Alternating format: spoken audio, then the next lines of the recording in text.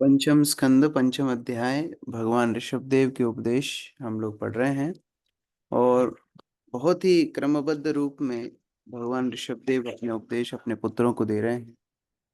और उन्होंने उनको आग्रह कि आप इन आध्यात्मिक मार्ग पे अग्रसर होने का प्रयास कीजिए। भरत महाराज जो उनके अग्रज पुत्र हैं, सबसे प्रथम पुत्र हैं और भक्ति में भी सबसे उन्नत हैं, उनका अनुसरण करने के लिए प्रेरणा दे रहे हैं।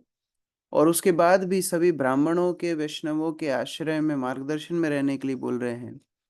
और ये भी बोल रहे हैं कि एक पिता का, एक संबंधी का, गुरु का, पति का कर्तव्य होता है कि उन पे आश्रित जो परिवार संबंधी गण हैं उनको भगवत मार्ग में आगे बढ़ाएं। तो उस प्रकार से उपदेश दिए हैं। श्लोक संख्या 23 तक हमने पढ़ा था कि किस प्रकार ब्राह्मणों की सेवा भगवान की सेवा होती है। ब्राह्मणों को सेवा करना भगवान के, वैष्णव भक्तों की सेवा करना भगवान की सेवा होती है। उसके बाद श्लोक संख्या 24। धृता तनुर धृता तनुरुसती में पुराणी ये नेह सत्वं परमं पवित्रम शमोदमः सत्यमनुग्रहश्च तपस्तितिक्षानुभवश्च यत्र।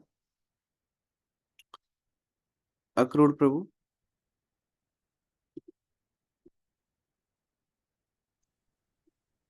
अनुवाद। वेद मेरे लिए शाश्वत दिव्य शब्दावतार है, इसलिए वे शब्द ब्रह्म है। इस जगत में ब्राह्मण समस्त वेदों का सम्यक अध्ययन करते हैं और उनको आत्मसात कर लेते हैं, इसलिए उन्हें साक्षात मूर्त रूप वेद माना जाता है। ब्राह्मण प्रकृति के सर्वोत्तम गुण सत्व गुण में स्थित होते हैं। फल स्वरूप उनमें मन का नियंत्रण, शम, इंद्रियों का नियंत्रण, दम एवं सत्य के गुण विद्यमान होते हैं। वे वेदों का मूल अर्थ वर्णन करते हैं और अनुग्रहवश समस्त बद्ध जीवों को वेदों के उद्देश्य का उपदेश देते हैं। वे तपस्या तथा तितिक्षा, सहिष्णुता का अभ्यास करते हैं और जीवात्मा तथा परम ईश्वर के पदों का अनुभव करते हैं। यही ब्राह्मणों के 8 गुण हैं: सत्व, शम, दम, सत्य, अनुग्रह, तपस्या, तितिक्षा तथा अनुभव। अतः समस्त जीवों में ब्राह्मण सर्वश्रेष्ठ है। तो जो वेदों में वर्णित उपदेश हैं उनके मूर्तिमंत स्वरूप होते हैं भगवान के भक्त। हम लोग गुरु पूजा में गाते हैं गुरुदेव के गुणगान में, वेदे गाए जहार चरिता। वेद जिनके चरित्र का गान कर रहे हैं ऐसे गुरुदेव को हम प्रणाम करते हैं। तो यहाँ भगवान ऋषभदेव बोल रहे हैं जो भगवान के ब्राह्मण भक्त हैं उनका चरित्र शास्त्र अनुरूप होना चाहिए। इसलिए भगवत गीता का भी उपदेश है गुणा कर्म विभागशः। गुणों से ब्राह्मण और कर्म से भी ब्राह्मण। ये कई बार हम लोग जब चर्चा करते हैं तो हम लोग बोलते हैं हाँ हाँ, बाहर जितने ब्राह्मण हैं वो लोग असली ब्राह्मण नहीं हैं, इस्कॉन के ब्राह्मण असली हैं। लेकिन ऐसा नहीं है। इस्कॉन में भी यदि ब्राह्मण दीक्षा प्राप्त की है लेकिन गुण और कर्म से ब्राह्मण का काम नहीं है तो वो ब्राह्मण ब्राह्मण नहीं है। जैसे हमारी ब्राह्मण दीक्षा के समय गुरु महाराज ने हमको बोला था कि मैं आपको ब्राह्मण नहीं बना रहा हूँ, मैं आपको ब्राह्मण बनने का मौका दे रहा हूँ। तो उसके बाद यदि त्रिसंध्या करेगा, शास्त्र का पाठ करेगा, शास्त्र के अनुरूप काम करेगा, यहाँ जो सत्य, क्षमा, दमा, सत्य, अनुग्रह, तपस्या इत्यादि जो गुण बताए गए हैं इनका अनुसरण करेगा, तब जाकर के तो ब्राह्मण के पद पर आसीन होगा। अन्यथा केवल धागा पहन लेने से ब्राह्मण नहीं होगा। तात्पर्य सुजाता माता जी। तात्पर्य। यह ब्राह्मण का यथार्थ वर्णन है। ब्राह्मण वह है जिसने मन तथा इंद्रियों को वश में करके वैदिक निष्कर्षों को आत्मसात लिया हो। वह वेदों का सही सही कथन करता है। इसकी पुष्टि श्रीमद् भगवद गीता 15.15 में की गई है। वेदैश्च सर्वैरहमेव वेद्यः। सभी वेदों के अध्ययन से भगवान श्री कृष्ण की दिव्य स्थिति का पता चलेगा। जो वेदों के सार को आत्मसात कर ले वही सत्य का उपदेश कर सकता है।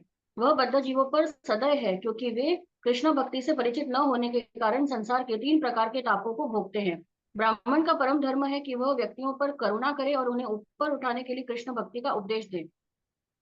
पूर्ण पुरुषोत्तम परमेश्वर श्री कृष्ण स्वयं बद्ध जीवों को आध्यात्मिक जीवन के मूल्यों का उपदेश देने के लिए वैकुंठ से इस ब्रह्मांड में आते हैं। वे उन्हें स्वयं के प्रति समर्पण के लिए प्रेरित करते हैं। इसी प्रकार से ब्राह्मण भी यही कार्य करते हैं। वैदिक आदेशों को आत्मसात करके बद्ध जीवों को उबारने में वे परमेश्वर के सहायक बनते हैं। अपने उच्च सत्व गुण के कारण ब्राह्मण परमेश्वर को परम प्रिय है। वे इस भौतिक जगत में जीवों के परोपकार हेतु कार्य करते हैं। हरे कृष्ण।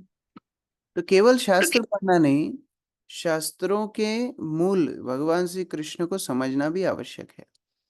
जैसे चैतन्य चरितामृत में जगाई मदाई का उल्लेख आता है।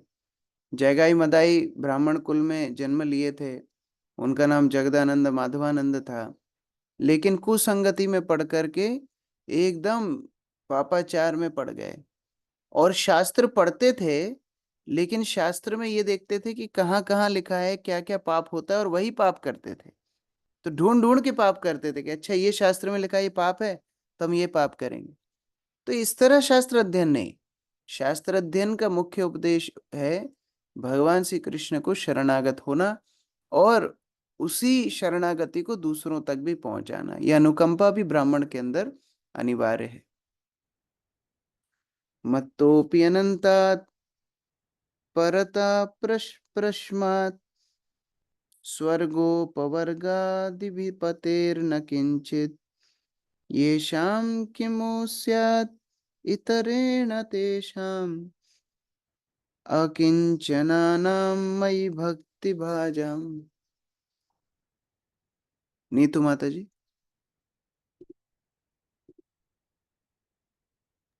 हरे कृष्ण प्रभु जी। मैं ब्रह्मा तथा स्वर्ग के राजा इंद्र से भी अधिक ऐश्वर्यवान, सर्वशक्तिमान तथा श्रेष्ठ हूँ। मैं स्वर्लोक में प्राप्त होने वाले समस्त सुखों को तथा मोक्ष को देने वाला हूँ। तो भी मैं ब्राह्मण मुझसे भौतिक सुख की कामना नहीं करते। वे अत्यंत पवित्र तथा निस्पृह हैं। वे एकमात्र मेरी भक्ति में लगे रहते हैं। भला उन्हें अन्य किसी से भौतिक लाभों के लिए याचना करने की क्या आवश्यकता है। हरे कृष्ण प्रभु जी। तो जो भगवान साक्षात सारी वस्तुएं देने में समर्थ हैं, ऐसे भगवान की भक्ति करने के बाद भी ब्राह्मण जन भगवान से कोई भौतिक आकांक्षा नहीं करते। भौतिक संसार में सामान्यतः देखा जाता है कि कोई बहुत बहुत बड़े व्यक्ति की कोई सेवा करता है तो लोग यही सोचते हैं कि अच्छा इनको अपना काम बनवाना है, इसलिए इनकी सेवा कर रहे हैं। ऐसा सामान्यतः देखा जाता है। तो ऐसा तो नहीं कि ब्राह्मण लोग इतने समर्पण के साथ भगवान की सेवा करते हैं कोई भौतिक लाभ के लिए। तो भगवान यहाँ पर स्पष्टीकरण कर रहे हैं, नहीं, मेरे भक्त तो मुझसे कोई भौतिक वस्तु नहीं मांगते। ये भी भक्त होने का लक्षण है। यदि भक्ति में इस तरह भौतिक इच्छाएं रहेंगी तो वो शुद्ध भक्ति नहीं कहलाएगी। अहेतु की अप्रतिहता। भक्ति के दो गुण होते हैं। अहेतु की मतलब जिसमें कोई हेतु ना हो, और दूसरा अप्रतिहता, जो अविरत चलती रहे, जिसमें कोई बीच में किसी भी प्रकार की रुकावट ना हो। अर्चना माता जी।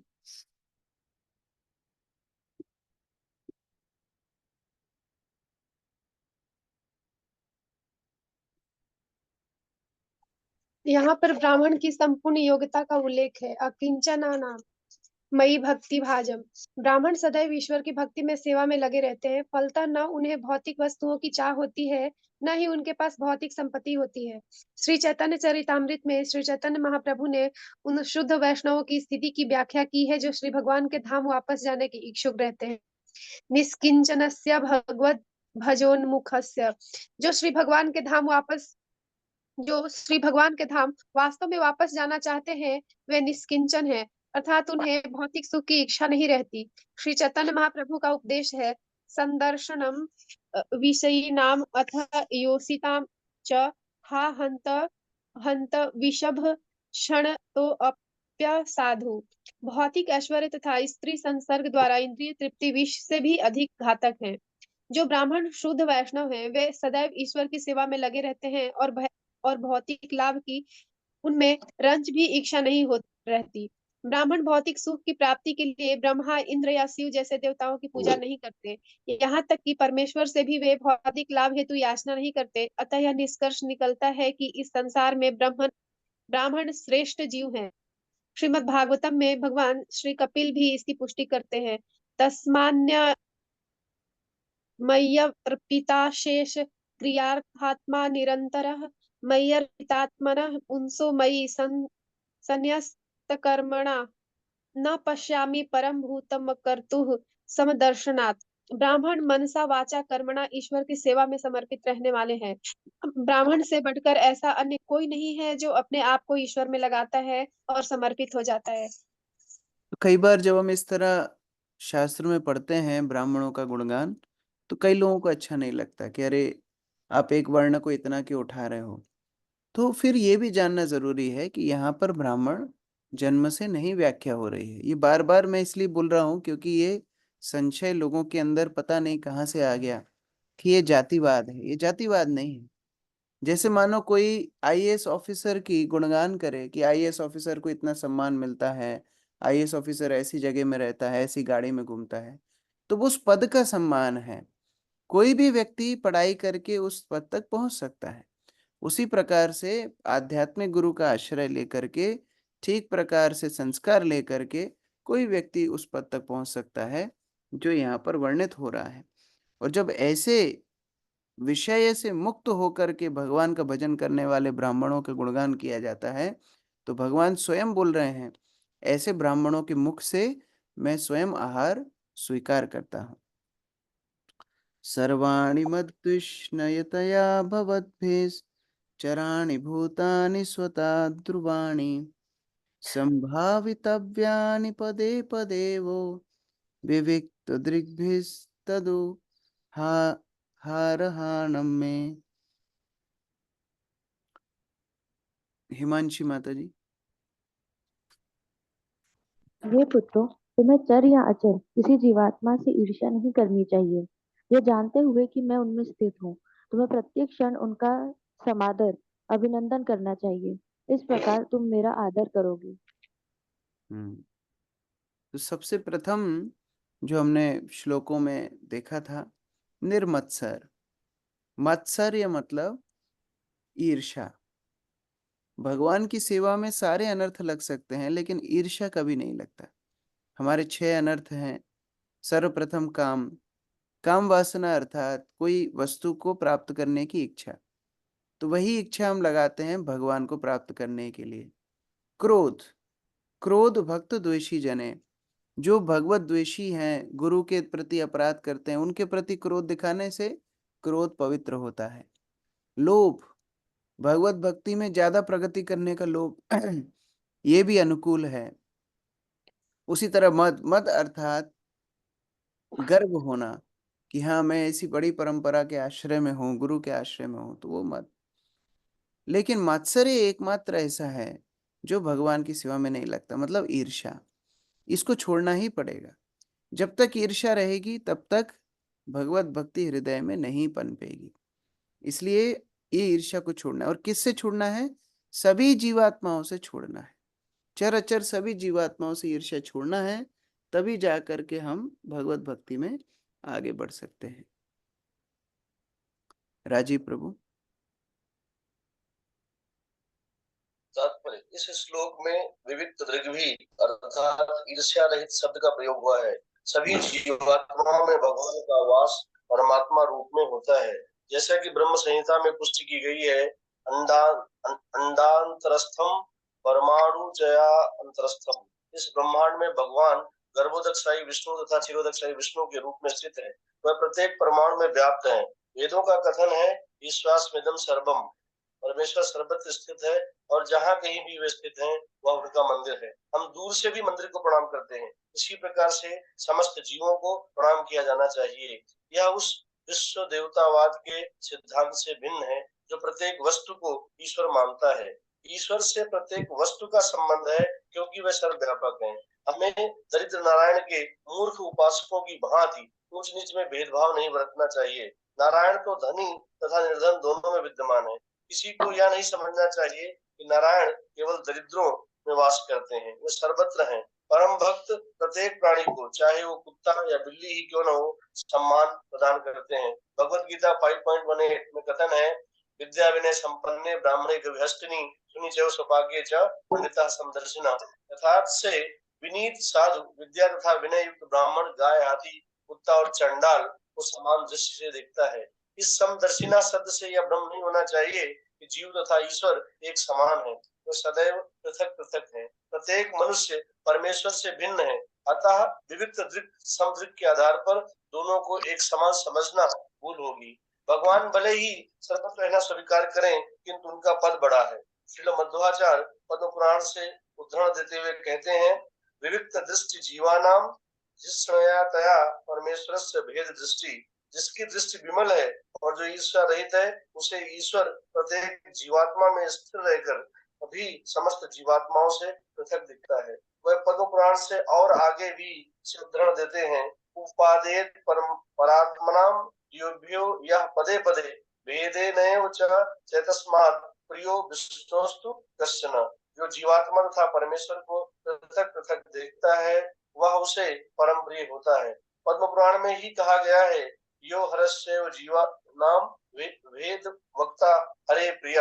जो यह उपदेश देता है कि जीवात्मा परमेश्वर से पृथक है, वह भगवान विष्णु को परम प्रिय होता है। श्रील प्रभुपाद के तात्पर्यों की यही सुंदरता है कि इतने जगह से प्रभुपाद श्लोक इत्यादि बता करके हमारे सिद्धांतों को स्थापित करते हैं कि यदि कोई प्रभुपाद की पुस्तकें ठीक से पढ़े तो सारे अपसिद्धांतों का खंडन कर सकता है। अभी हम लोग सोशल मीडिया में देखते हैं, कई अपवाद चल रहे हैं, अलग अलग लोग अलग अलग बातें बोल रहे हैं, और हमारे भक्त भी कई बार उत्तर नहीं दे पाते हैं, क्योंकि प्रभुपाद की पुस्तक पढ़ना थोड़ा हम लोग के अंदर कमजोर है। यदि प्रभुपाद की पुस्तक नियमित रूप से गहराई से पढ़ेंगे तो हम इस सिद्धांतों को स्थापित कर सकते हैं कि कैसे जीव भगवान का नित्य दास है।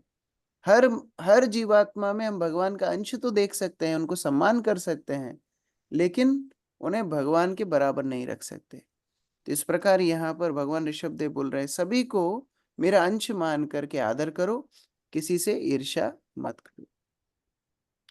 मनोवचो दृक् करणे हितस्य साक्षात् कृतं मे परिबर्हणं हि विना पुमान् येन महाविमोहात् कृतांत पाषान्न विमोक्तुमीशेत्। सुनंदा माता।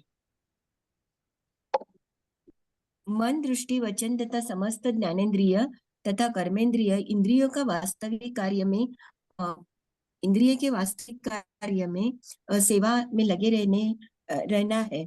जब तक जीवात्मा की इंद्रिय इस प्रकार सेवारत नहीं रहती, तब तक जीवात्मा को यमराज के पास सदृश सांसारिक बंधन से निकल पाना दुष्कर है। स्वाभाविक स्थिति है मन इंद्रियों का भगवान की सेवा में लगना।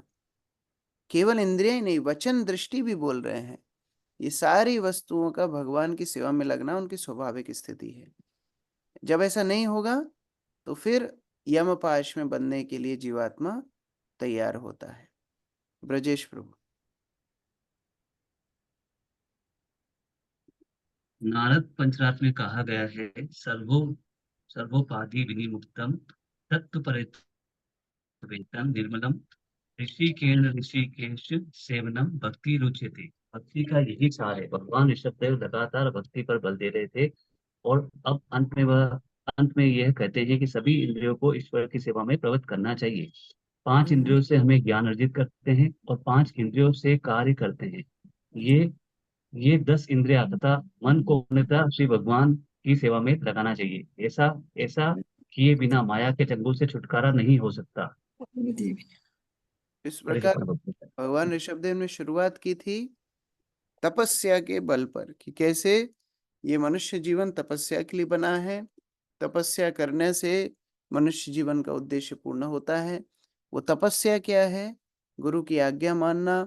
आगे जाकर के उन्होंने और उपदेश दिए, किस प्रकार वर्णाश्रम व्यवस्था होती है, किस प्रकार मन इंद्रियों का निग्रह किया जाना चाहिए, ब्राह्मणों की सेवा की जानी चाहिए, वैष्णवों की सेवा की जानी चाहिए, और अंत में बता रहे हैं एकदम प्रैक्टिकल व्यवहारिक कि किस प्रकार हमारी इंद्रियों को यदि हम भगवान की सेवा में लगा दें तो धीरे धीरे धीरे शुद्ध होकर के, कलमश मुक्त होकर के भगवत प्राप्ति कर सकते हैं।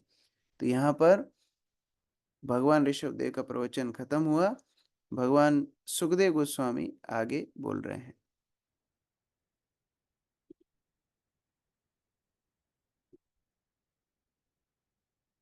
ओजस्विनी माता जी पढ़िए अनुवाद। शिव गोस्वामी ने कहा, इस प्रकार सबके हितैषी परमेश्वर ऋषभदेव ने अपने पुत्रों को उपदेश दिया, यह आदर्श प्रस्तुत करने के लिए कि गृहस्थ जीवन में विरक्त होने के पूर्व पिता अपने पुत्रों को किस प्रकार शिक्षा दे। उन्होंने उन्हें शिक्षा दी, यद्यपि वे सभी पूर्णतः शिक्षित तथा शिष्ट थे। इन उपदेशों से सकाम कर्मों से न बंधने वाले तथा अपनी भौतिक कामनाओं को नष्ट करने के बाद भक्ति में लीन रहने वाले सन्यासी भी लाभ उठाते हैं। ऋषभदेव ने अपने 100 पुत्रों को शिक्षा दी, जिनमें से सबसे बड़े भरत थे, जो महान भक्त तथा वैष्णवों के अनुयायी थे। भगवान ऋषभदेव ने अपने ज्येष्ठ पुत्र को सिंहासन पर इसलिए बिठाया कि वह संपूर्ण संसार पर शासन करे। इसके पश्चात घर में रहते हुए भी भगवान ऋषभदेव पागल के सदस्य नग्न तथा बाल थे। तब यज्ञाग्नि को अपने में लीन करके विश्व का भ्रमण कर को छोड़ दिया। हरे कृष्ण। तो गृह त्याग करने के पहले भगवान ऋषभदेव ने अपने पुत्रों को उपदेश दिया, और उसके बाद ये उपदेश जो केवल राजपुत्रों के लिए ही नहीं, सन्यासियों के लिए भी बड़ी उपलब्धि थी इन उपदेशों को सुनना। ऐसे महान प्रवचन को देने के बाद उन्होंने गृह त्याग किया। अरविंद प्रभु।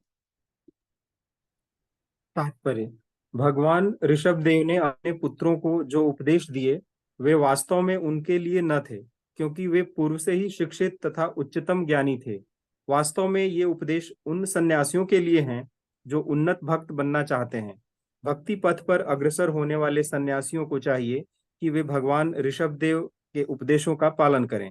भगवान ऋषभदेव ने अपने परिवार में रहते हुए भी गृहस्थ जीवन का परित्याग कर दिया था और एक नग्न पागल की भांति रहते थे। हरे कृष्ण। इस प्रकार कई बार जैसे हम भगवत गीता में भी देखते हैं, भगवान उपदेश दे रहे हैं अर्जुन को, लेकिन उसके माध्यम से पूरे संसार को शिक्षा मिल रही है। उसी प्रकार यहाँ भगवान ऋषभदेव अपने पुत्रों के माध्यम से पूरे विश्व को शिक्षा दे रहे हैं। नेक्स्ट मुकुल प्रभु। अवधूत रूप धारण कर देव अंधे, बहरे तथा गूंगे, जड़ भूत अथवा पागल के समान मनुष्य समाज में घूमने लगे। यद्यपि लोग उन्हें इन नामों से पुकारते, किंतु वे मुंह बने रहते और किसी से कुछ नहीं बोलते थे। आजकल भी लोग अवधूत बनते हैं, जब मोबाइल में इतने रम जाते हैं, उन्हें कुछ सुनाई देता है, उनको जोर जोर से हिलाओ तो भी उनको समझ में नहीं आता है। कई बार तो चलते चलते किसी से भिड़ जाते हैं, गड्ढे में गिर जाते हैं, तो अंधे प्राय हो जाते हैं। तो ये है भौतिक अवधूत। लेकिन आध्यात्मिक अवधूत कैसे होते थे? अवधूत मतलब है भगवान के ध्यान में इतने निमग्न कि उन्हें बाह्य चेतना नहीं होती कि क्या उन्होंने पहना है कि नहीं पहना है, किस दिशा में वो जा रहे हैं, खा रहे हैं कि नहीं खा रहे हैं। एकदम ऐसे जैसे मानो कोई पागल व्यक्ति सड़क पर घूमता है, उस प्रकार से अवधूत लगभग वैसे दिखाई देते हैं, लेकिन उनकी पूरी रूप से चेतना भगवान में निमग्न रहती है। तात्पर्य विनोद प्रभु। हरे कृष्ण प्रभु। अवधूत शब्द से ऐसे व्यक्ति का बोध होता है जो सामाजिक नियमों, विशेष रूप से वर्णाश्रम की चिंता नहीं करता, किंतु ऐसा व्यक्ति अपने आप में लीन रहकर श्री भगवान का चिंतन करता हुआ श्री भगवान से परम प्रसन्न रहता है। दूसरे शब्दों में, जिसने वर्णाश्रम धर्म के नियमों का अतिक्रमण कर दिया हो, वह अवधूत कहलाता है। ऐसा व्यक्ति माया के बंधन से पहले ही पार हो चुका होता है, नितांत विलग तथा स्वतंत्र रहने वाला होता है। हरे कृष्ण। नेक्स्ट अर्जुन प्रभु पढ़िए। ऋषभदेव नगरों, गांवों, खानों, किसानों की बस्तियों, घाटियों, बागों, सैनिक छावनियों, गौशालाओं, अहीरों की बस्ती, यात्रियों के विश्रामालयों, पर्वतों, जंगलों तथा आश्रमों के बीच घूमने लगे। जहां भी वे जाते, उन्हें दुष्ट जन उसी प्रकार घेर लेते जिस प्रकार जंगली हाथी को मक्खियां घेर लेती है। उन्हें डराया, धमकाया और मारा जाता। उन पर पेशाब किया जाता और थूका जाता। यहाँ तक कि कभी कभी उन पर पत्थर, विष्ठा और धूल फेंकी जाती। और कभी कभी तो लोग उनके समक्ष पान वायु निकालते। इस प्रकार लोग उन्हें भला बुरा कहते और अत्यधिक यातना देते की, क्योंकि वे यह समझते थे कि यह शरीर ऐसे ही अंत के लिए निर्मित है। वे आध्यात्मिक पर स्थित थे और अपनी आध्यात्मिक महिमा में स्थित होने से ऐसे भौतिक तिरस्कारों की तनिक भी चिंता नहीं करते थे। अर्थात उन्हें इसका पूर्ण ज्ञान हो चुका था कि पदार्थ, देह तथा आत्मा पृथक पृथक है। उनमें देहात्म बुद्धि न थी, अतः वे किसी पर क्रुद्ध हुए बिना सारे संसार में अकेले ही घूमने लगे। तो श्रील भक्ति सिद्धांत सरस्वती बोलते थे कि जो पत्थर छेनी और हथौड़ी की मार से डर जाएगा वो कभी मूर्ति नहीं बन पाएगा। उसी प्रकार जो सोना अग्नि से डर जाएगा वो कभी भी शुद्ध नहीं हो पाएगा। उसी तरह जो वैष्णव ऐसी प्रतिकूल परिस्थितियों से डर जाएंगे कभी शुद्ध नहीं हो पाएंगे। इसलिए सहन करना सीखना है। हमारा गंतव्य, हमारा लक्ष्य बहुत बड़ा है। भगवत प्राप्ति यदि हमें करनी है, शुद्ध वैष्णव बनना है, तो चैतन्य महाप्रभु की शिक्षा को अंगीकार करना होगा। तृणादपि सुनीचेन तरोरिव सहिष्णुना अमानिना मान देना कीर्तन्या सदा हरि। जो लोग आज जय जयकार कर रहे हैं, जो लोग आज प्रणाम कर रहे हैं, कल वही लोग हाहाकार भी करेंगे, वही लोग तिरस्कार भी करेंगे। वैष्णव को उसके लिए हमेशा तैयार होना चाहिए। यदि सम्मान में, सुख में अपने पद को भूल जाएगा तो फिर दुख में, अपमान में कभी भगवत स्मृति नहीं कर पाएगा। इसीलिए सुख में, दुख में, दोनों में ही भगवत प्राप्ति यदि करनी है, समभाव रह करके सहन करना सीखना चाहिए। इसी को आध्यात्मिक चेतना बोलते हैं। आध्यात्मिक चेतना मतलब अभी हमारा गंतव्य कृष्ण है, तो हमारा सारा ध्यान उनको प्राप्त करने में होता है। बाह्य रूप से कोई माला पहनाए चाहे जूता मारे, दोनों स्थितियों में समभाव रखना सीखना होगा। अमित प्रभु। तात्पर्य। श्री नरोत्तम दास ठाकुर कहते हैं, देह स्मृति नाही यार, संसार बंधन कहाँ तार। जब मनुष्य को यह पूर्ण रूपेण अनुभव होने लगता है कि यह भौतिक देह तथा संसार क्षणिक है, तो उसे शारीरिक दुख तथा सुख की चिंता नहीं रहती। जैसा कि भगवान श्री कृष्ण श्रीमद् भगवद गीता 2:14 में उपदेश देते हैं, मात्र स्पर्श स्वप्न कोन्ते यह शीतोष्ण सुख दुखदा आगामी पाइनो नित्य तामसी शिक्षस्व भारत। हे कुंती पुत्र, सुख और दुख का क्षणिक प्राकट्य तथा कालक्रम में उनका अदृश्य होना सर्दी तथा गर्मी के मौसम में आने जाने के सदृश है।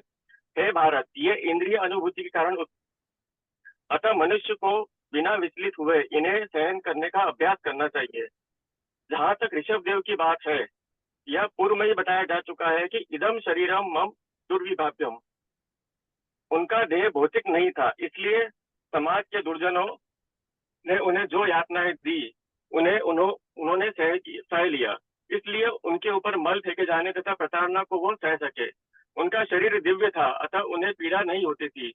वे सदैव अपने दिव्य आनंद में मग्न रहते थे। जैसा कि श्रीमद् भगवद गीता 18.61 में कहा गया है, ईश्वर सर्वभूतानां देहेश अर्जुन तिष्ठति ब्रह्म सर्वभूतानि यंत्रयूढ़ानि माया। हे अर्जुन, परमेश्वर प्राणी मात्र के हृदय में स्थित है और वे ही भौतिक शक्ति माया से बने यंत्र पर आरूढ़ सभी जीवों के आवागमन को नियंत्रण करते हैं। क्योंकि ईश्वर सबके हृदय में स्थित है, अतः वह शुकर तथा कुकर के हृदय में भी स्थित है। यदि शुकर तथा कुकर गंदे स्थान में रहते हैं तो यह नहीं समझना चाहिए कि ईश्वर भी अपने परमात्मा रूप में गंदे स्थान में रहते हैं। यद्यपि संसार के दुर्जन ऋषभ देव को यातना दे रहे थे, किंतु इनका उन पर कोई प्रभाव नहीं हुआ। अतः यहाँ कहा गया है कि वह महिमा अवस्थानेन, वे अपनी महिमा में स्थित थे। यहाँ जिस प्रकार उन्हें यातना दिए जाने का वर्णन है, उससे वे कभी दुखी नहीं हुए। हरे कृष्ण। स्वयं भगवान अपने उदाहरण से बता रहे हैं।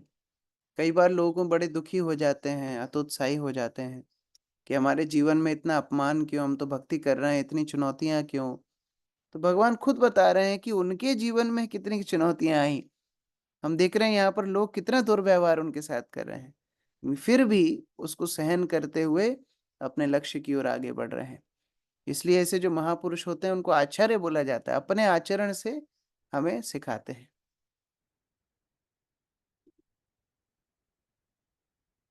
नेक्स्ट दीप्ति माता जी पढ़िए। भगवान ऋषभ देव के हाथ, पांव तथा वक्षस्थल अत्यंत दीर्घ थे। उनके कंधे, मुख तथा अंग प्रत्यंग अत्यंत सुगठित और तथा सुकोमल थे। उनका मुख उनकी सहज मुस्कान से मंडित था और उनके खुले हुए लाल लाल नेत्र ऐसे प्रतीत होते थे मानो प्रातःकालीन ओस कणों से युक्त नव विकसित कमल पुष्प की पंखुड़ियां हो। इस कारण वे और भी अधिक सुंदर दिखते थे। उनकी पुतलियां इतनी मनोहर थी कि देखने वालों का सारा संताप हर लेती। उनके कपोल, कान, गर्दन, नाक तथा अन्य अंग अतीव सुंदर थे। उनके मंद हाथ से उनका मुख इतना आकर्षित प्रतीत होता था कि विवाहित नारियों का भी मन खींच जाता था। ऐसा प्रतीत होता था मानो कामदेव ने अपने बाणों से उन्हें बांध दिया हो। उनके सिर के चारों और घुंघराली भूरी जटाएं उनके सिर के बाल छितरे थे क्योंकि उनका शरीर गंदा और उपेक्षित था। ऐसा प्रतीत होता था मानो उन्हें किसी भूत ने सता रखा हो। हरे कृष्ण। इस प्रकार यद्यपि कोई श्रृंगार नहीं, यद्यपि कोई अभिषेक नहीं, यद्यपि इतनी प्रतिकूल उनके साथ लोग व्यवहार कर रहे हैं, लेकिन भगवान तो भगवान है। जिस स्थिति में रहेंगे उस स्थिति में ही आकर्षण करेंगे, सबसे सुंदर रहेंगे। कौशल्या माता जी पढ़िए।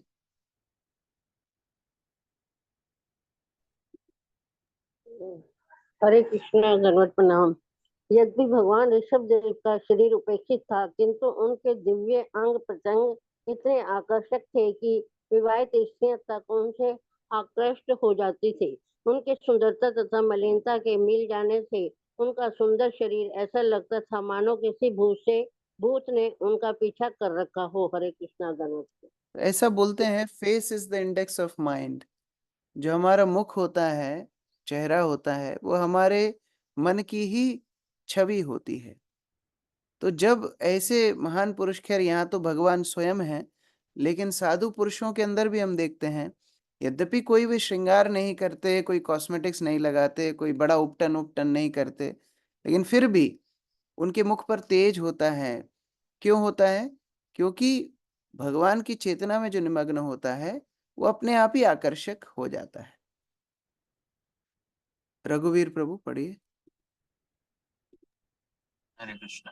जब भगवान ऋषभ देव ने देखा कि उनकी योग साधना में विघ्न रूप है, जनता उनकी योग साधना में विघ्न रूप है, तो उन्होंने इसकी प्रतिक्रिया में अजगर का सा आचरण वृत्ति ग्रहण कर लिया। वे एक ही स्थान पर लेटे रहने लगे। वे लेटे ही लेटे खाते पीते, पेशाब तथा मल त्याग करते और उसी पर लोट पोट करते, यहाँ तक कि वे अपने सारे शरीर को अपने ही मलमूत्र से सान लेते, जिससे उनके विरोधी उन्हें विचलित न कर सके। देखिए, ये अवधूत का चरित्र होता है, समझना बड़ा मुश्किल है। ऐसी स्थिति में रहते थे कि कोई उनके पास आए ही ना, क्योंकि ज्यादा लोग आएंगे, ज्यादा लोग परेशान करेंगे तो भजन नहीं होगा। और अभी हम किस मूर्खता में रहते हैं, हमारे ज्यादा से ज्यादा फॉलोवर हों, ये हमारी मूर्खता होती है। ज्यादा से ज्यादा लोग हमारे पीछे आए, ज्यादा से ज्यादा लोग हमें सम्मान करें। लेकिन जो भगवत उन्नत लोग हैं, वो चाहते हैं कि वो ज्यादा इस मान प्रतिष्ठा के पीछे ना रहें और भगवत भजन में अपना ध्यान लगा सके। यामिनी माता जी पढ़िए। तात्पर्य: अपने प्रारब्ध के अनुसार एक ही स्थान पर रहकर भी मनुष्य सुख तथा दुख उठाता है। यह शास्त्रों का आदेश है। जब वह सिद्ध हो जाता है तो वह एक ही स्थान पर रह सकता है और परम नियंता उसकी समस्त आवश्यकताओं को पूरा करते हैं। जब तक वह उपदेशक न हो, उसे संसार भर में घूमने की कोई आवश्यकता नहीं है। एक स्थान पर रहते हुए मनुष्य काल तथा स्थिति के अनुसार भक्ति कर सकता है। जब ऋषभ देव ने देखा कि संसार भर घूमते रहने से उनको बाधा पहुंचती है, तो उन्होंने अजगर तुल्य एक ही स्थान पर लेटे रहने का निश्चय किया। इस तरह वे लेटे लेटे, खाते खाते, मल मूत्र त्यागते हुए अपने शरीर को उसी में साने रहते, जिससे लोग उन्हें सताए नहीं। स्थाने स्थिता, एक स्थान पे रह करके भक्ति करना चाहिए। केवल प्रचार जो करते हैं वो विचरण करें तो चलता है, लेकिन अभी देखा जाता है कि कई लोग इधर भाग रहे हैं, उधर भाग रहे हैं। अभी हम वृंदावन यात्रा भी जा रहे हैं, तो लोगों के अंदर क्या रहेगा, ज्यादा से ज्यादा स्थान देखना है प्रभु जी, ज्यादा से ज्यादा घूमना है, सुबह लेके जाइए, रात में लेके वापस आइए। उससे भक्ति नहीं होने वाली है। भक्ति होती है श्रवण कीर्तन के माध्यम से। तात्पर्य, अनुवाद और तात्पर्य आशा माता जी। इस अवस्था में रहने के कारण जनता ने ऋषभ देव को परेशान नहीं किया, परंतु उनके मल मूत्र से दुर्गंध नहीं निकली। उल्टे उनका मल मूत्र इतना सुगंधित था कि 80 मील तक का प्रदेश उसकी सुगंध से भर गया। तात्पर्य, इस वर्णन से हम यह कहते हैं कि ऋषभ देव को दिव्य आनंद प्राप्त था। उनका मल मूल सामान्य प्रणाली के मल मूत्र से सर्वथा भिन्न था, वह सुगंधित था। इस भौतिक लोक में भी गाय के गोबर को पवित्र और कृमिनाशक स्थान पर गोबर का कितना बड़ा ढेर क्यों ना हो, लगा दिया जाए, उससे दुर्गंध नहीं आएगी। हम इसे पक्का मान ले कि वैकुंठ जगत के में मलमूत्र भी सुगंधित होते हैं। वस्तुतः ऋषभ देव के मलमूत्र से सारा वायुमंडल अत्यंत सुगंधित हो गया था। भगवान का शरीर चिन्मय होता है, उनके शरीर से निकलने वाली हर वस्तु चिन्मय होती है। यहाँ पर एक उदाहरण बताया जा रहा है सुखदेव गोस्वामी द्वारा कि उनके मलमूत्र से भी सुगंध आ रही थी, मीलों दूर तक ये सुगंध आ रही थी। अनीता साहू माता जी। इस प्रकार ऋषभदेव ने गायों, हिरणों तथा गौओं की वृद्धि का अनुगमन किया। कभी वे इधर उधर चलते तो कभी एक स्थान पर बैठे रहते थे, कभी वे लेट जाते। इस प्रकार वे गाय, हिरण तथा कौवे के समान ही आचरण करते, उन्हीं के समान वे खाते पीते तथा मलमूत्र का त्याग करते। इस प्रकार वे लोगों को धोखे में रखे रहे। तो कई बार बहुत उन्नत जो भक्त होते हैं, कई बार ऐसा आचरण करते हैं कि देखने में लगे कि बड़े सामान्य हैं, और ये देख करके कई लोग धोखा खा जाते हैं। वो लोग सोचते हैं अरे देखो वो भक्त को देखो, वो तो कितना अच्छा बोलते हैं, वो तो कितना अच्छा गाते हैं, वो तो कितना अच्छा व्यवहार करते हैं, वो तो हमको फ्री में कूपन देते हैं प्रसाद लेने के लिए। तो ऐसे आकर्षणों से प्रलोभित होकर के लोग इधर उधर चले जाते हैं। लेकिन वास्तविक वैष्णव को पहचानने के लिए शुद्धता चाहिए। तात्पर्य रानू माता जी। हरे कृष्ण प्रभु जी। श्री भगवान ने कहा है, श्री भगवान होने के कारण देव को दिव्य देव प्रदान थी। चूंकि सामान्य लोग उनकी वस्तु तथा योग्य समाधान को नहीं समझ पाए, इसलिए वे उनको तग करने लगे। अतः उन्हें धोखा देने के लिए उन्हें गाय, हिरण तथा वे का आचरण प्रदान किया। तो जो चाहता है भगवान वैसी ही व्यवस्था उसके लिए करते हैं।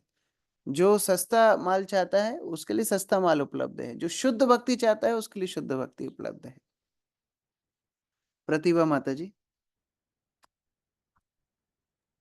हरे कृष्ण प्रभु जी। धन्यवाद।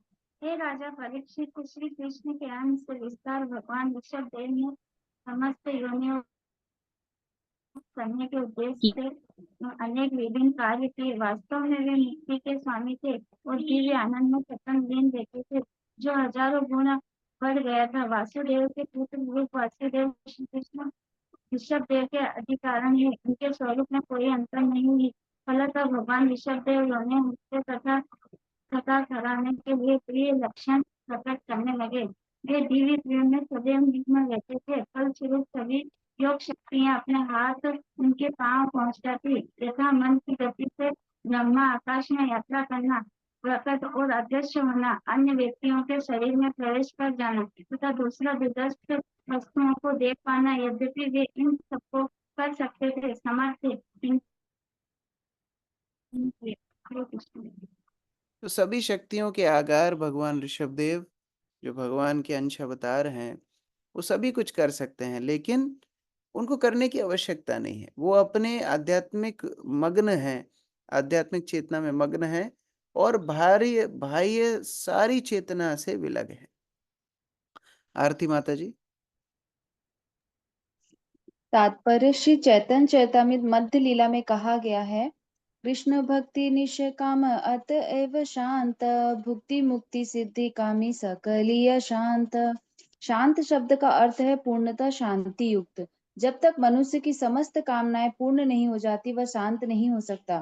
प्रत्येक मनुष्य अपनी आकांक्षाओं तथा कामनाओं की पूर्ति चाहता है, चाहे वे भौतिक हो या आध्यात्मिक। भौतिक जगत में रहने वाले लोग अशांत हैं क्योंकि उनकी आकांक्षाएं अनगणित हैं, किंतु शुद्ध भक्त निष्काम होता है, अन्न अभिलाषिता शून्यम।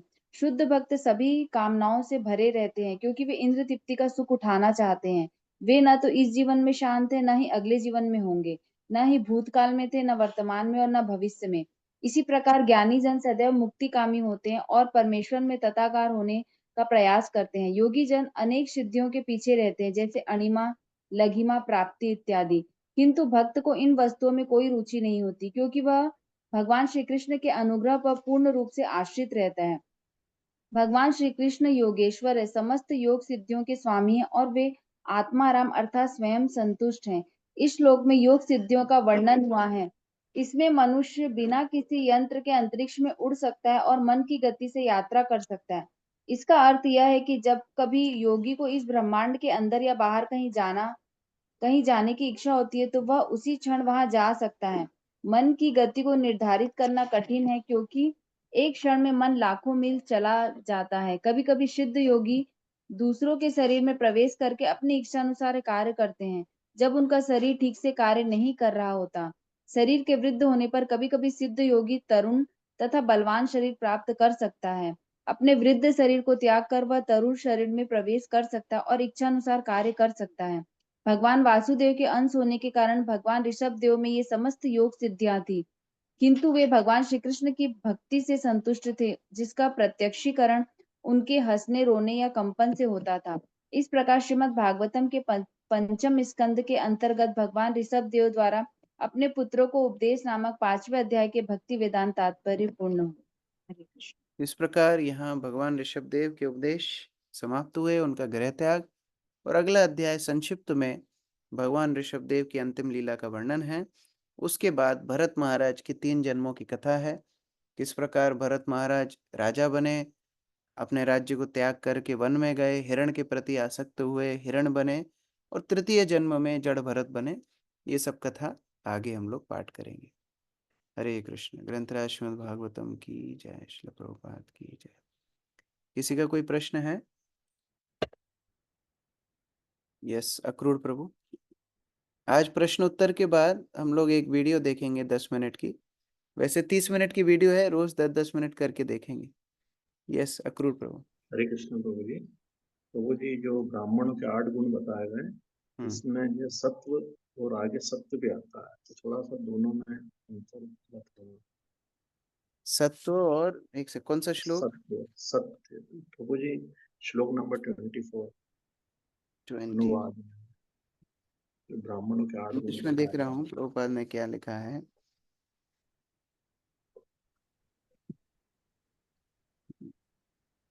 पहला तो है सत्व, जो सत्व बोल रहे हैं जी। सत्व मतलब सत्व गुण में स्थित, और दूसरा है सत्य। सत्य मतलब सत्यवादिता, सत्य बोलने वाला। ये दोनों में अंतर। दूसरा प्रभु जी तात्पर्य है श्लोक नंबर 26 का। इसमें 2 शब्द हैं, विविक्त दृक समदृक। इससे क्या तात्पर्य है? कहाँ पर? प्रभु जी श्लोक नंबर 26 का तात्पर्य है वे सदैव पृथक पृथक हैं, मतलब जीवात्मा और परमात्मा पृथक है। इसी का उल्लेख है, प्रत्येक व्यक्ति और मनुष्य परमेश्वर से भिन्न, अतः विविक्त दृक और समदृक के आधार पर दोनों को एक समान समझना। हाँ, विविक्त दृक और समदृक। विविक्त दृक मतलब अलग भी है क्योंकि वो अणु है और भगवान विभु है, और समदृक मतलब एक जैसा है गुणों में, सच्चिदानंदमय भगवान भी है, जीव भी है। ये अंतर है, भेद अभेद, इसलिए बोलते हैं अचिंत्य भेद।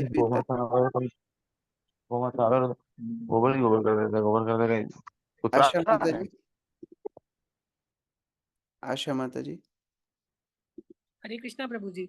प्रभु जी, विष्णु विष्णु के 3 रूप है, क्षीरोदक्षाई, गर्भोदक्षाई और कारणोदक्षाई विष्णु। तो जो विभिन्न अवतारों के रूप में जो है, जैसे बद्री विशाल है, नरसिंह भगवान है, ये कौन से टाइप के विष्णु कहलाएंगे? ये सब क्षीरोदक्षाई विष्णु के विस्तार होते हैं। जितने भी अवतार होते हैं क्षीरोदक्षाई विष्णु के विस्तार होते हैं।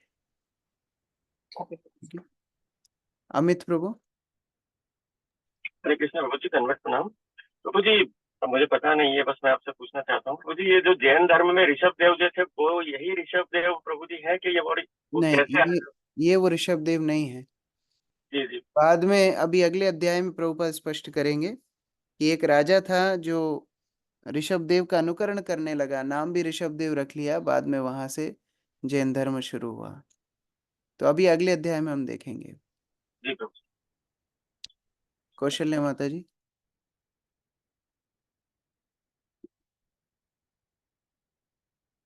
अनम्यूट किया है माता जी?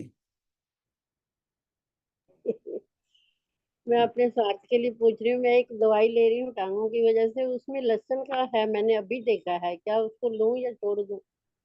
शिला प्रभुपाद ने भक्तों को बोला कि अगर दवाई में कोई वैद्य इस तरह लहसुन देता है तो ले सकते हैं, लेकिन ये बात सुन के सब लहसुन की चटनी मत पीसने लगना।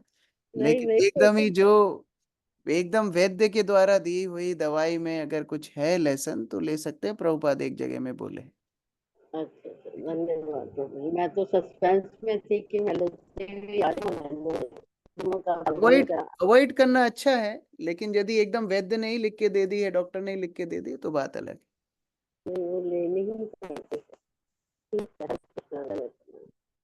विनोद प्रभु। हरे कृष्ण प्रभु जी, धन्यवाद प्रभु जी।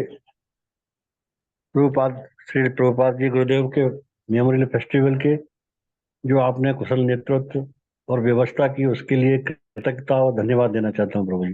बहुत अच्छा कार्यक्रम रहा, यादगार कार्यक्रम रहा, ऐसा जीवन में कभी देखा ही नहीं। व्यवस्था भी इतनी अच्छी थी प्रभु जी, बहुत अच्छा। आप हमारे उज्जैन इस्कॉन के एक सूरज हैं चढ़ते हुए भक्ति मार्ग के।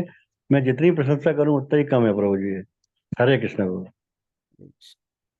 यहाँ पर सभी भक्त लोग सेवा करते हैं प्रभु जी, हम लोग तो जस्ट एक साथ मिल करके प्रभुपाद जी की सेवा कर रहे हैं। आरती माता जी। हरे कृष्ण प्रभु। नमस्कार प्रभु जी, प्रश्न थोड़ा पिछले स्कंद से है। आप बता रहे थे ना विष्णु 3 तरह के होते हैं, तो मेरा प्रश्न ऐसा है कि ना चतुर्मास में एक बार मैंने पूछा था पर मुझे क्लियर नहीं हुआ कि भाई वो तो सोते हैं, फिर वो चतुर्मास में वापस क्यों सोते हैं? तो कौन सोते हैं? चतुर्मास में भगवान सो जाते हैं ना, विष्णु भगवान ऐसे बोलते हैं ना 4 महीने भगवान सो जाते हैं। वास्तव में इस तरह उल्लेख हम प्रभुपाद की पुस्तकों में पढ़ते नहीं है। वैसे भगवान विष्णु हमेशा ही योग निद्रा में रहते हैं, 4 महीने की हमेशा ही योग निद्रा में रहते हैं। हम लोगों को काम करना पड़ता है, उनको हमेशा हॉलीडे रहती है, तो हमेशा ही योग निद्रा में रहते हैं। और सारे जो कार्य हैं उनकी इच्छा शक्ति मात्र से होते हैं। लेकिन 4 मास में पहले जमाने में क्योंकि बारिश वगैरह बहुत होती थी, यातायात में समस्या होती थी, तो ऋषिगण इत्यादि एक जगह पर रह करके भजन करते थे। वो मुख्य बात है चतुर्मास का। बाकी अनुष्ठान वगैरह क्यों नहीं होते थे उसका भी कारण यही है, क्योंकि बारिश के मौसम में कोई भी अनुष्ठान करना बड़ा मुश्किल होता था। इसलिए बोलते थे ठीक है, शादी ब्याह वगैरह जो भी करेंगे चातुर्मास के बाद करेंगे। तो ये उसका प्रैक्टिकल रीजन है। लेकिन अभी उसको ये बोलना कि भगवान सोए हुए हैं, आप तो कई लोग तो जब भी छोड़ देते हैं, 4 महीना जब की छुट्टी, भगवान सो रहे हैं क्यों परेशान करना। तो ये सब मूर्खता है, ये सब बातों में हम लोग को ज्यादा ध्यान नहीं लगाना चाहिए। ठीक है। थैंक यू मीनू मीनू माता जी। हरे कृष्णा प्रभु जी, दंडवत प्रणाम प्रभु जी। मैं आरती के बारे में पूछ रही थी, जैसे हम घर में आरती करते हैं, नरसिंह देव की करें या ओम जय जगदीश की करें, मतलब कौन सी आरती हमें रोज करना चाहिए? हरे कृष्ण महामंत्र की आरती कीजिए, नाम के बिना और कुछ बड़ा नहीं है इस संसार में। हरे कृष्ण महामंत्र से बड़ा और कोई महामंत्र नहीं है। तो यदि समय सीमित है तो हरे कृष्ण महामंत्र का आश्रय लेना चाहिए। नाम छोड़ के इससे बड़ा और क्या है। भक्ति विनोद ठाकुर बोलते हैं 14 भुवन में भी आप चक्कर लगाएंगे, इस नाम से बड़ा और कुछ नहीं मिलेगा। हम लोग बृहद भागवतामृत में भी देखते हैं, गोप कुमार की कथा है, वो एकदम भूमंडल से शुरू करके ब्रह्मलोक तक गए हरिनाम के माध्यम से। इसलिए और कोई पछड़ों में ना पड़ते हुए हरे कृष्ण महामंत्र का आश्रय लेना चाहिए। Thank you. बसंत प्रभु। हरे कृष्णा प्रभु जी, धन्यवाद। यस प्रभु जी आज का क्वेश्चन थोड़ा सा अलग है। वो मेरे जो घर में हर साल मम्मी लोग बचपन से एक व्रत करती थी, वो जीत वाहन बोले भगवान विष्णु का है। तो मेरी वाइफ को मम्मी ने फोन किया, बोले कि आप कम से कम फल लेके करना। तो मैंने पहले तो उन्हें बोला कि आप ये सब में ना पढ़िए, आप ज्यादा से ज्यादा करिए बुक रीडिंग। पर फिर भी मुझे लगा कि मेरा अपराध ना हो जाए, तो मैं सोचा कि आपसे पूछ करके उन्हें बताऊं। तो आप मुझे गाइड कर सकते हैं। फल खाने में तो कोई दोष नहीं है, रोज ही फल खा सकते हैं, लेकिन इस तरह व्रत करने की आवश्यकता नहीं है। रोज ही फल खा सकते हैं, रोज ही व्रत कर सकते हैं, लेकिन कृष्ण भक्ति कैले सर्व कर्म कृत है, श्रद्धा शब्द विश्वास सुदृढ़ निश्चय। हम कृष्ण भक्ति का अनुसरण कर रहे हैं, जड़ में पानी डाल रहे हैं, सारे वृक्ष को पोषण मिलने वाला है। मैं फिर दोहराऊंगा, हरेर नाम हरेर नाम एव केवलम कलौ नास्तेव नास्तेव नास्तेव गतिरन्यथा। कलिकाल में हरि नाम से बड़ा और कोई व्रत तप नहीं है। यदि शास्त्र में ऐसा बताते हैं, यदि कोई ये तुलना करता है कि हरि नाम के बराबर अश्वमेध यज्ञ है या सुमेरु बराबर दान यज्ञ है, तो वो चांडाल है, क्योंकि हरिनाम की तुलना किसी वस्तु से नहीं की जा सकती। इसीलिए हरिनाम का आश्रय लेना चाहिए। उसके बाद ठीक है, बड़े वरिष्ठों को प्रसन्न करने के फल फ्रूट खाओ, उसमें कोई दिक्कत नहीं है, लेकिन उसकी जरूरत नहीं है। प्रभु जी इस व्रत का एक्चुअली उद्देश्य भी गलत है थोड़ा, मतलब अपने बच्चे का सुरक्षा के लिए, कि हमारा बच्चा मतलब इस तरह का भाव रहता है। भगवान को प्रसन्नता का कोई ऐसा है नहीं इसमें। Hare Krishna, thank you so much प्रभु जी। रेखा माता जी। हरे कृष्णा प्रभु जी। प्रभु जी श्लोक 28 की लास्ट लाइन थोड़ा क्लियर कर दो अनुवाद में। 28 इसकी लास्ट लाइन अनुवाद में। Then he took sacrifice। हाँ, तो जो तो योगी जन होते हैं वो यज्ञ अग्नि को धारण करते हैं, मतलब अपने तपोबल से ही अपना अंतिम संस्कार कर लेते हैं। जैसे धृतराष्ट्र का भी हमने प्रथम स्कंद में पढ़ा, जब योग सिद्धि के लिए बैठा, अपनी योग शक्ति के अग्नि से ही अपना अंतिम संस्कार कर लिया, तो बाहर से अग्नि लाने की जरूरत नहीं पड़ती। तो वो उसका अर्थ है। प्रभु जैसे उनके घर में सब ठीक था, तो वो इस तरह से क्यों रह रहे थे? मतलब ऋषभदेव को अपने उनको घर में तो माहौल था ना भक्ति करने का, तो फिर इस भाव से क्यों रह रहे थे वो? नहीं, ऐसा नहीं होता है। वर्णाश्रम में हर व्यक्ति को घर छोड़ना अनिवार्य है, ये आध्यात्मिक उन्नति के लिए कंपलसरी है। ऐसा नहीं घर में सब कुछ अच्छा है तो वहीं रहेंगे, नहीं, आदर्श स्थापित करने के लिए। अगर भगवान ऋषभदेव घर में रहते तो उनकी आध्यात्मिक उन्नति तो वैसे, वो तो भगवान है, लेकिन बाकी लोग उनका अनुसरण करते, वो फिर घर में ही रहते। तो दूसरों को सिखाने के लिए वो घर गृह त्याग किए और एक अवधूत जैसा जीवन जी। ठीक, ऐसा नहीं है कोई एकदम दुख कष्ट क्लेश में पड़ा है तो ही वो भक्त बना है, ऐसा नहीं है। मतलब अवधूत की तरह रहना क्या जरूरी था? मतलब देखिए, इस चीज को आप ऐसे समझ सकते हैं, जब कोई व्यक्ति बहुत उत्साही होता है तो उसको बाकी किसी वस्तु का बोध नहीं होता। जब कोई व्यक्ति मान लो अपने प्रियजन से बात करता है तो आसपास में क्या चल रहा है उसको बोध नहीं होता। उसी प्रकार से अवधूत बनना मतलब ऐसा नहीं कृत्रिम रूप से बने हैं, भगवान के चिंतन में इतने निमग्न हैं कि बाकी कोई चीज के उनको बोध नहीं है। ये अवधूत बनने का मुख्य गुण। डॉली डेटा कौन है? मोबाइल का नाम है डॉली डेटा। हरे कृष्णा प्रभु जी, दंडवत प्रणाम। धन्यवाद प्रभु जी, मेरा प्रश्न है कि जो करदम मुनि के जो बेटे हुए थे कपिल, भगवान कपिल, तो ये वही वाले कपिल है जिन्होंने सगर के 60,000 पुत्रों को श्राप दे दिया था चट्टान बनने की? वही कपिल है। हरे कृष्णा प्रभु जी। अर्चना प्रेयसी माता जी। हरे कृष्णा प्रभु जी, दंडवत प्रणाम।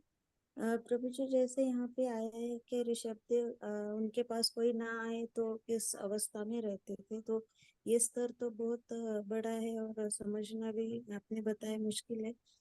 लेकिन कभी कभी हम देखते हैं कि कांग्रेगेशन के कुछ भक्त मतलब सेवा करते हैं, अपनी साधना अच्छे से करते हैं, लेकिन इतना इन्वॉल्व नहीं होते भक्तों के साथ, या फिर तो हमें भी कभी कभी लगता है कि ऐसा करना सही है या नहीं है, तो समझ नहीं पाते इस श्रील बात को। प्रभुपाद बोलते थे कि अगर कोई सोचता है कि भक्त संग के बिना वो भक्ति कर लेगा तो वो मूर्ख है, ही इज ए फूल।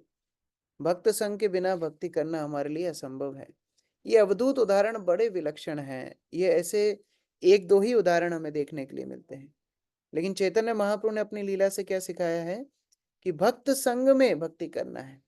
साधु संगे कृष्ण नाम यही मात्र चाहे, संसार जिनेते और कोनो वस्तु नाय। साधु संग में कृष्ण नाम, साधु संग में कृष्ण भजन, साधु संग में कृष्ण भक्ति। तो इसीलिए कभी भी ऐसे मन में विचार नहीं आना चाहिए मैं अकेले भक्ति कर लूंगा, मैं मंदिर से दूर रहूंगा, भक्तों से दूर रहूंगा। नहीं, हमेशा भक्त संग में रह करके भगवान की सेवा, भगवान की भक्ति करना चाहिए। जी प्रभु जी, और एक प्रश्न ये है कि भक्ति और जैसे इंसानियत जिसे कहते हैं, तो इन बातों को हम कैसे समझे प्रभु जी? कभी कभी ये समझना मुश्किल होता है कि हम सोचते हैं कि हम भक्ति कर रहे हैं तो मतलब सब कुछ ठीक कर रहे हैं, लेकिन कहीं ना कहीं जो नॉर्मल देखा जाता है इंसानियत जिसे कहते हैं, तो वो कहीं ना कहीं छूट जाता है हमसे, ऐसा मुझे लग रहा है। तो नहीं, वो इसका मतलब है वो नवीन भक्त हैं, नवदीक्षित भक्त हैं, भक्ति का अभ्यास उनको नहीं है। क्योंकि जितना भक्त उन्नत होता है उतना ही करुणा उसके हृदय में होती, उतना ही ज्यादा दूसरों के प्रति उसकी करुणा होती। हाँ, सेवा के लिए कभी कभी कोई कठोर भक्त सेवा करता है, उसके लिए कभी कभी कठोर हो सकता है, लेकिन सामान्य व्यवहार उसका करुणामय रहता है। जी प्रभु जी, बहुत बहुत धन्यवाद। हरे कृष्ण। ठीक है, बाकी प्रश्न कर लेंगे। अभी जिसके पास समय है, हम लोग 10 मिनट एक वीडियो देखेंगे, फिर वीडियो तो बड़ा है, 10-10 मिनट करके डेली देखेंगे। आप में से कुछ लोगों ने पहले से देखा होगा, लेकिन एक ये वीडियो और एक और दूसरा 2 वीडियो में आप लोगों को आगे कुछ दिन दिखाऊंगा।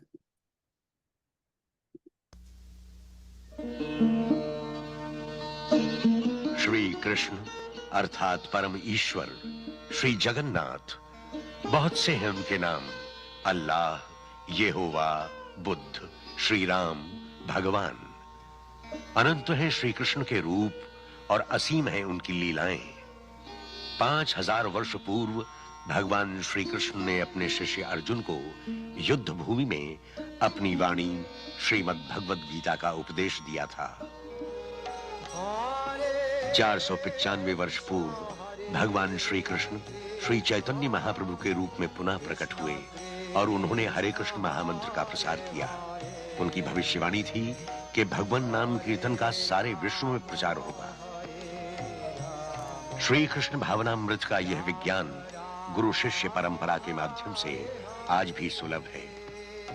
1896 में भक्ति विनोद ठाकुर ने एक अद्वितीय ग्रंथ द्वारा भगवान श्री चैतन्य से विदेशों को परिचित कराया। आपने कहा था कि शीघ्र ही एक महात्मा प्रकट होंगे जो सारे संसार में कृष्ण भक्ति फैलाएंगे। श्रील भक्ति विनोद के महाभागवत विद्वान पुत्र श्री श्रील भक्ति सिद्धांत सरस्वती प्रभुपाद ने गुरु परंपरा को आगे बढ़ाया। उनके शिष्य श्री अभय चरणारविंद ने इन भविष्यवाणियों को सार्थक किया। कृष्ण भक्ति और अपने गुरु में अटूट विश्वास के साथ 1965 में श्री अभय ने, जो अब एसी भक्ति वेदांत स्वामी श्रील प्रभुपाद के नाम से जाने जाते हैं, कलकत्ता से न्यूयॉर्क की जल यात्रा की। उम्र 70 वर्ष, पास में न धन था न कोई साथी, किंतु हृदय में थी एक अमूल्य निधि, कृष्ण प्रेम। हरे कृष्णा कृष्ण कृष्ण हरे हरे, हरे राम राम राम हरे हरे।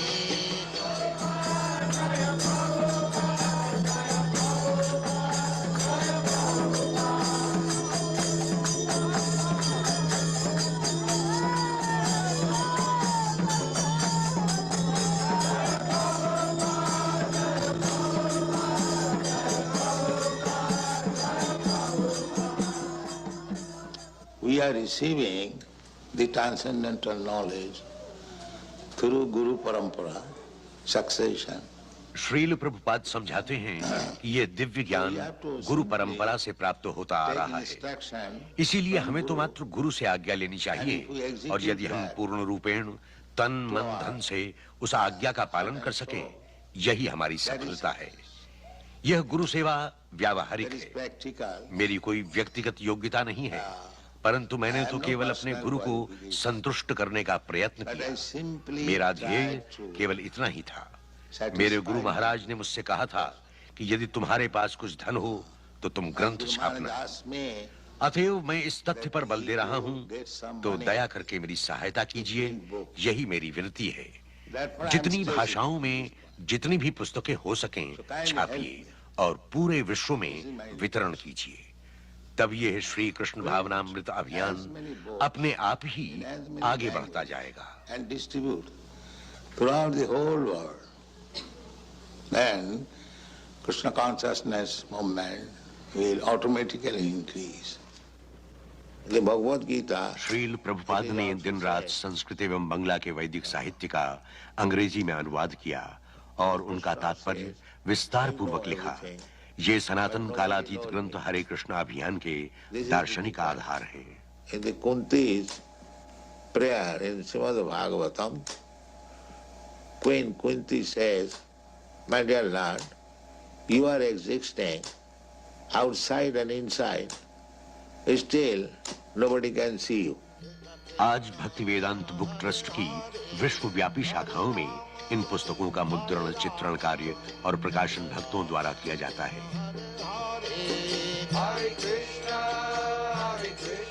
श्रील प्रभुपाद ने इन चित्रों को वैकुंठ जगत के झरोखों की उपमा दी है।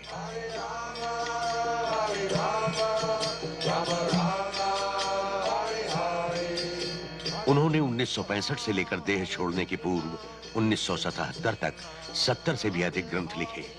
10 करोड़ पुस्तकें 35 भाषाओं में बांटी जा चुकी हैं। धार्मिक इतिहास विभाग के सुविख्यात प्रोफेसर स्टिल्सन जूडाह कहते हैं, The Hare Krishna movement, or the International Society for Krishna Consciousness, is a bona fide movement.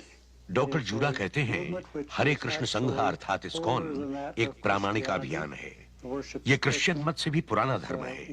Krishna पूजन भारत में अत्यंत लोकप्रिय है। भूतकाल में भारत का ये एक महान धर्म रहा और आज भी उतना ही महान है। हरे कृष्ण अभियान के संस्थापक कृष्ण कृपा श्री मूर्ति एसी भक्ति वेदांत स्वामी प्रभुपाद को उनके गुरुदेव द्वारा भगवान श्री चैतन्य महाप्रभु के उपदेशामृत का प्रचार करने की आज्ञा दी गई थी। श्रील प्रभुपाद ने इस आज्ञा का बहुत सुंदर ढंग से पालन किया और अमेरिकन समाज पर केवल अपनी विद्वत्ता से ही नहीं बल्कि अपने महान व्यक्तिगत आध्यात्मिक गुणों से भी बहुत गहरा प्रभाव डाला है।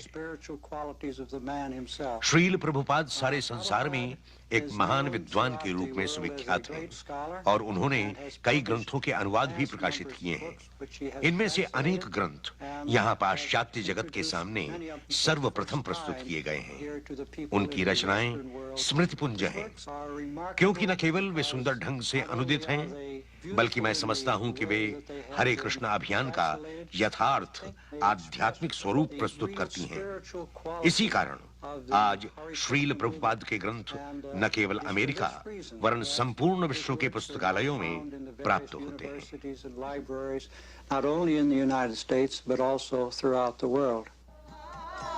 श्रीधाम मायापुर पश्चिम बंगाल में ग्रामीण भक्त सदियों से भगवान नाम संकीर्तन करते आ रहे हैं।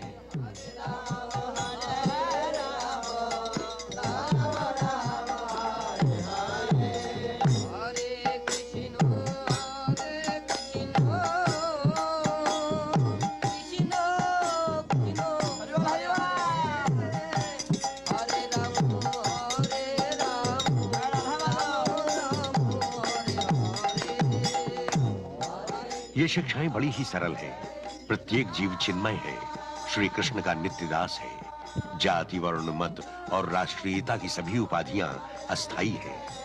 अपने स्वरूप का साक्षात्कार करने के लिए केवल भगवान नाम कीर्तन करना चाहिए। कीर्तन ही कृष्ण भक्ति का सार है जो आज सारे संसार में हो रहा है।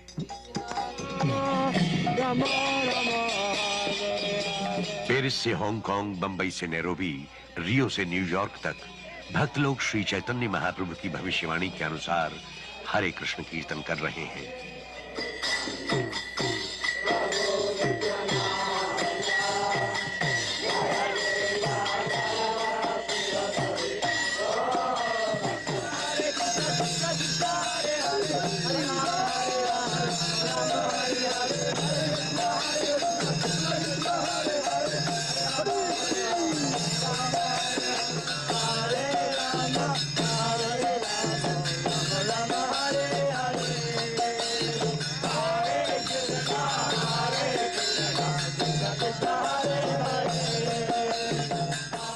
फिजी में एक दंपति बैक टू गॉड हेड पत्रिका को ध्यानपूर्वक देख रहे हैं। कैलिफोर्निया में विद्यार्थीगण एक छोटे से बच्चे से श्री कृष्ण भावनामृत का आस्वादन कर रहे हैं। रुक्मिणी देवीदासी समझाती हैं कि वे हरे कृष्ण अभियान में क्यों सम्मिलित हुई। I first met Srila Prabhupada in Montreal in 1968, and I remember I was deeply moved by his singing. मैं श्रील प्रभुपाद से 1968 में मॉन्ट्रियल में मिली। मैं अत्यधिक प्रभावित थी कि श्रील प्रभुपाद अन्य धर्मों को अस्वीकार नहीं करते। उन्होंने समझाया कि सच्चा धर्म तो वो है जो हमें भगवान से प्रेम करना सिखाए। इन वर्षों में मुझे ज्ञात हो गया है कि जीवन के प्रत्येक क्षेत्र में कृष्ण भक्ति का प्रयोग है। मेरे लिए भगवान अब तर्क का विषय नहीं बल्कि नित्य नवीन दिव्यानंद का स्रोत है।